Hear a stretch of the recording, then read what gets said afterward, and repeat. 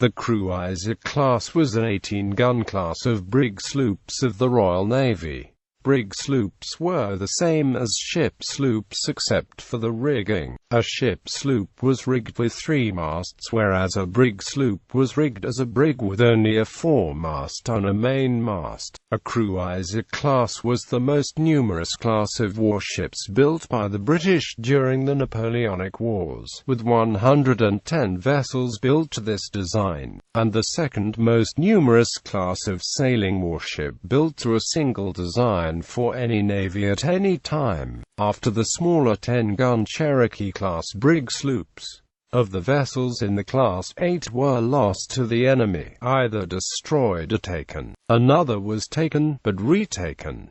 14 were wrecked while in British service. Lastly, 4 foundered while in British service. In all cases of foundering and in many cases of wrecking, all the crew was lost. Many of the vessels in the class were sold, some into mercantile service. 1 at least was wrecked.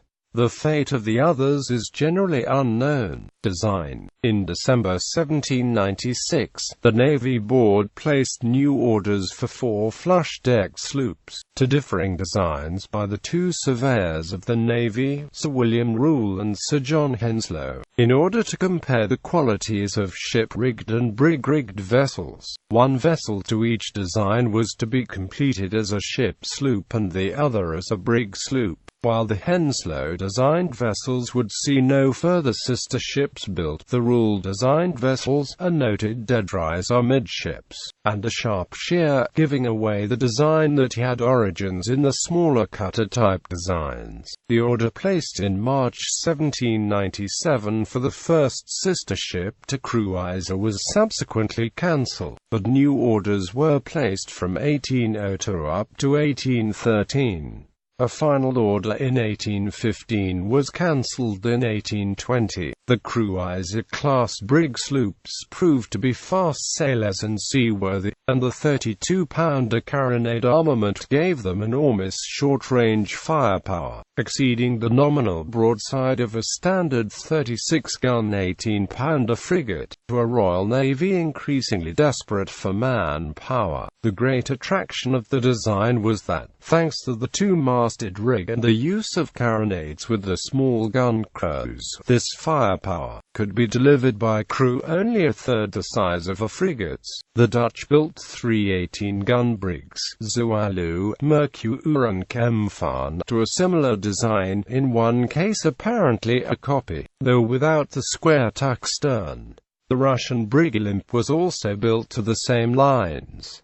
The naval historian C.S. Forrester commented in relation to the smaller gun brigs that the type was a necessary one but represented the inevitable unsatisfactory compromise when a vessel has to be designed to fight, to be seaworthy and to have a long endurance, all on a minimum displacement and at minimum expense. Few men in the Royal Navy had a good word to say for the gun brigs, which rolled terribly and were greatly overcrowded, but they had to be employed. It should be noted that later in the same book he was more complimentary as regards the larger brigs such as the Cruizer-class HMS Penguin. Perhaps the most salient aspect of his statement is that the Cruizer-class and its smaller sister class, the Cherokee-class, highlight the huge expansion of the Royal Navy. Whatever else one may say of the class, the Cruizer-class brig-sloops were both fast and provided serious firepower for minimal crewing, characteristics that appealed to a navy suffering serious and ever-increasing staffing shortages. The class proved to be ideal for many of the shallow water commitments in the Baltic and Ionian Seas, as well as around Danish waters. Manning. Prior to 1808, the complement of officers, men, and boys for a Cruizer-class brig-sloop included 15 Royal Marines. After 1808, the vessels carried 20 Marines comprising 1 sergeant, 1 corporal and 18 privates. Service in the War of 1812. During the Anglo-American War of 1812, several of the class fell victim to larger American ship-rigged sloops of war of nominally the same class. The American vessels enjoyed an advantage in weight of broadside and number of crew. The ship-rigged sloops enjoyed the ability to back sail, and the rigging proved more resistant to damage. By contrast, a single hit to the brig-sloop's rig could render it unmanageable. In many cases, however, the American advantage was in the quality of the crews, as the American sloops generally had hand-picked volunteer crews, while the brigs belonging to the overstretched Royal Navy had to make do with crews filled out with landsmen picked up by the press gang. The comparison was made in the London press unfavorably and was not entirely fair. The American ship-rigged sloops were bigger vessels, averaging just over 500 tons. The Cruizer-class vessels were not quite 400 tons.